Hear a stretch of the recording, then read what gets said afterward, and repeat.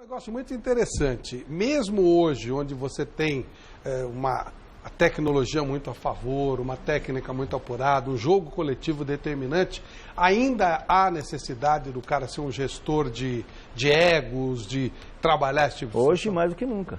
Mesmo na Europa, em qualquer Eu lugar. acho que hoje, eu acho que, claro, que o Tite, ele tem um ponto, o exemplo do Tite, né? Ele é um baita gestor de vestuário, sabe conversar com o jogador, não se intromete em coisas que não pertencem a ele, extracampo, né? Tem a função do gerente, do diretor de seleções, que é o caso agora, o diretor de futebol. E isso é fundamental. Eu acho que para um treinador, para um líder, né, de tática, ele tem que se preocupar no ambiente do vestiário. Quando o cara perde um pouquinho disso aí, esquece. Esquece que o cara não corre, faz o corpo mole que o Beto falou, que eu não sei se isso que está acontecendo no Corinthians.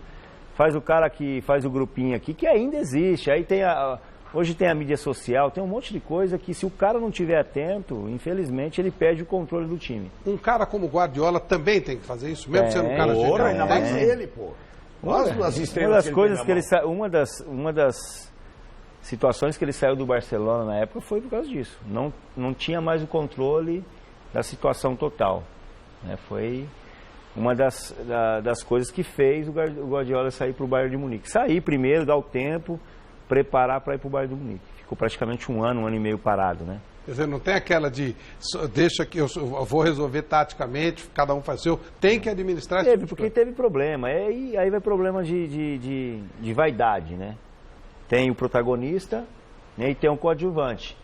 E às vezes o protagonista não se dá com o coadjuvante. Né? Não adianta falar, o protagonista é o Messi, e teve coadjuvante Henry, Ibrahimovic, Davi Villa, Eto'o. Alguns deram certo e agora tem Neymar. Alguns dão certo, alguns não. Como gestionar isso? Vaidade, né? Eu não sei se você concorda comigo, mas o Neymar, depois que o Tite assumiu a seleção brasileira, até mesmo o Neymar mudou. Sim. Porque eu acho que o Tite, além ele não deixa ninguém sobressair na equipe. Porque ele tá dando brilhantismo no time total, né? Você vê no jogo da Argentina ele apareceu, mas o Coutinho apareceu, outros jogadores apareceram. No jogo do Peru, praticamente o Neymar não jogou. Renato Augusto, o Coutinho apareceu, Daniel Alves, outros jogadores apareceram. Gabriel Jesus. De dar a abraçadeira de capitão, esse rodízio. Também é isso aí, eu acho que nunca na história da seleção brasileira o grande ídolo da seleção foi capitão, nunca, né?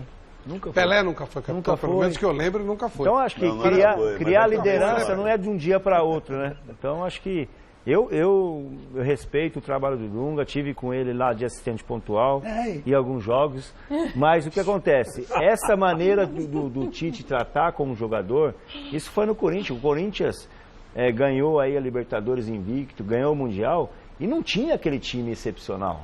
Não tinha aquele jogador craque. Tinha jogadores pontuais que definiam, tinha um sistema bem organizado. Hoje, né? Melhor do que hoje, né? Não, é melhor que hoje. Edmilson, o professor Muricy já explicou que para ele 20% só. Você acha que hoje aumentou esse índice para o treinador?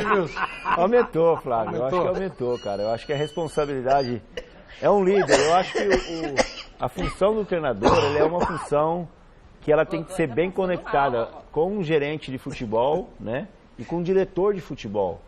Eu acho que isso é um elo importante que tem dado certo. Eu sigo o exemplo e sou amigo do Edu Gaspar e do Silvinho, né? São dois caras que estão na seleção brasileira agora, o Silvinho está na Inter de Milão. Então, essa interação entre o treinador, o gerente de futebol, que pode ter sido esse canal do diretor de futebol, é super importante. E esses três, eles têm que praticamente ter a mesma linguagem e a mesma filosofia e o mesmo pensamento. Porque senão você não consegue contagiar os outros departamentos. E aí vai para quanto percentual?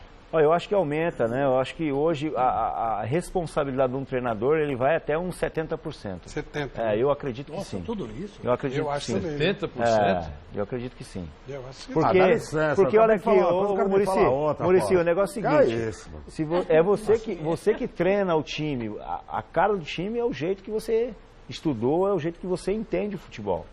Não é o jeito do auxiliar, do cara que vê o scouter. Eu penso assim, eu acho que uns 70%. Eu acho que ele tem que ter... Eu concordo com ele, Acho que 90% eu não concordo com o Muricy, mas eu concordo com ele. 90%, hoje o clube, o time, ele é o espelho da inteligência do treinador.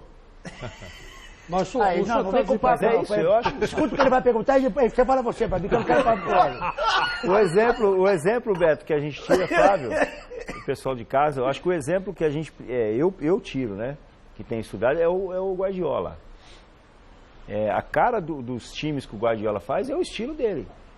Talvez ele tenha um pouco mais de dificuldade lá na Alemanha, lá no City, que ele está tendo dificuldade, mas ele tenta implementar aquilo que ele acredita que vai dar certo. E ele tem um respaldo de toda a parte de... o gerente de futebol hoje do Manchester City é o Tiki Bergstein, que foi jogador do Barça, que era gerente de futebol do Barcelona na minha época. E o diretor-geral hoje do Man City é o Ferran Soriano, que era diretor do Barcelona. Então, há uma conexão ali. Então, Mas ele precisa ter bons jogadores. Claro que tem que ter bons jogadores, mas... Isso é fundamental. E além disso... Mas a responsabilidade de ter bom jogador é que do diretor que contrata... E a responsabilidade é de quem tem a chave do cofre. Claro. O cara não pode fazer isso no Nogueirão. Mas por isso que eu falo, Vanderlei, se não há essa conexão entre essas três pessoas, aí cai o negócio. Aí a responsabilidade do cara. Outra coisa, Edmilson, você jogou futebol há muito tempo e você tem campeão do mundo, você tem conhecimento. Jogador respeita quando sente que o técnico é incaível. Vou dar um exemplo para você. Muricy. Todo mundo xingava o time, entrava o Muricy. Muricy! Incaível. O cara fica com o rabo entre as pernas. Tite. É incaível. No Corinthians ele podia colocar o Cássio para jogar de centroavante e estava tudo certo que o seu Tite faz. Na seleção brasileira, se ele colocar o Neymar no gol, inverter, colocar o Alisson no ataque, tá certo porque é o Tite. Quando o jogador sente que o técnico é incaível, claro, precisa ter a segurança da diretoria. Pode cair o mundo que esse técnico é o meu técnico. Ele age de uma outra maneira. Quando o jogador de futebol percebe que é fácil fritar o treinador, um abraço. Acontece isso que a sensação que o Beto Hora acabou de dizer. Tem a sensação da que liderança. Os caras estão encostando o corpo. Eu acredito nisso, mas depende da liderança que esse profissional tem dentro da profissão que ele escolheu. Mas ele só tem liderança se a diretoria segurá-lo.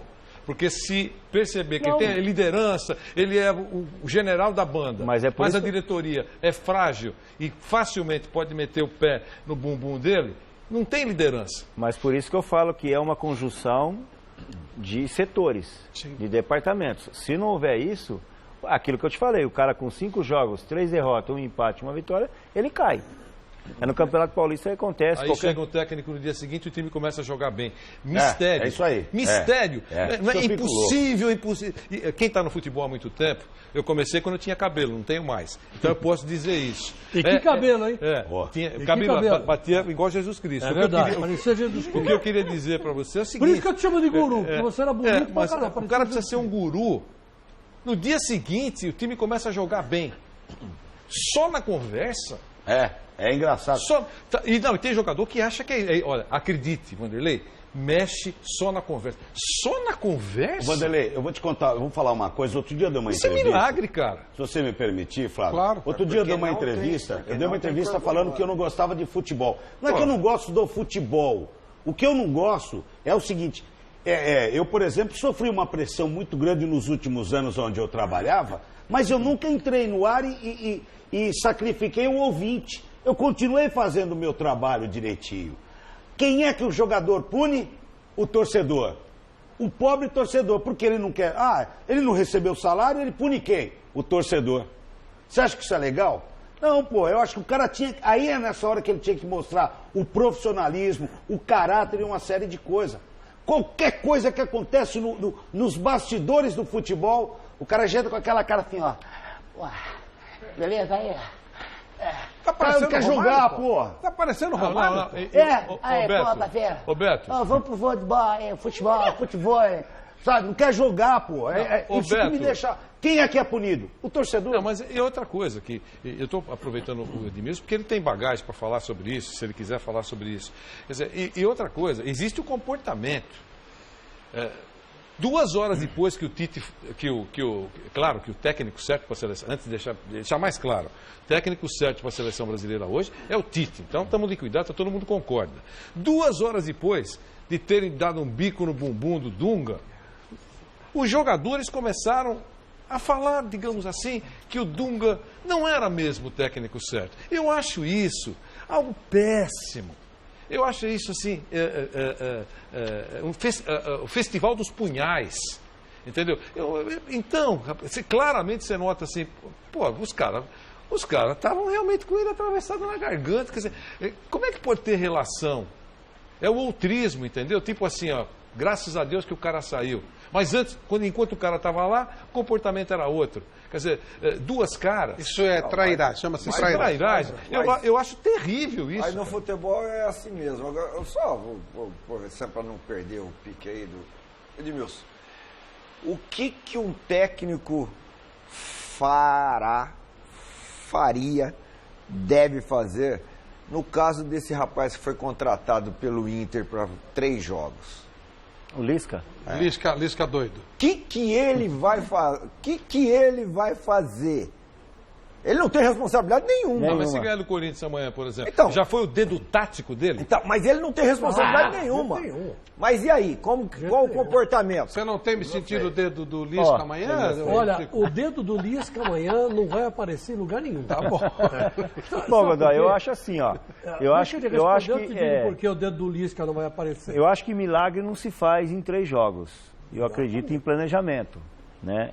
Eu não sei mas ele tem que fazer. Ele tem que fazer alguma coisa. Fazer, porque ele vai se consagrar se ele tem que fazer alguma coisa. Mas e aí, qual o comportamento? É a mesma coisa que uma empresa que está falindo, vai falir em 3 meses, você vai ser contratado para realmente botar o dólar a 2, em vez de estar a 3. É milagre, né? Então, eu acho que... Eu conheço o cara que faz isso. Eu acho que ele tem uma... Possivelmente ele vai ter um planejamento de jogar ali todo retrancadinho, tirar pelo menos um pontinho. E tentar levantar um pouco a moral da rapaziada.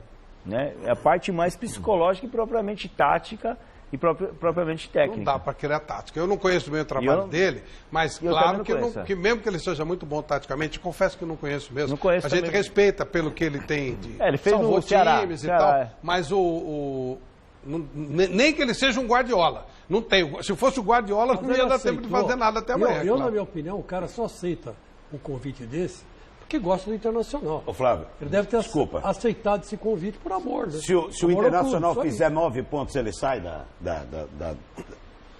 Teoricamente, sim, porque então, o Vitória teria perdido algum ponto. Então sabe o que vai acontecer? Olha a cabeça do cara. Eu vou entrar. Se eu conseguir os 9 pontos, eu sou gênio.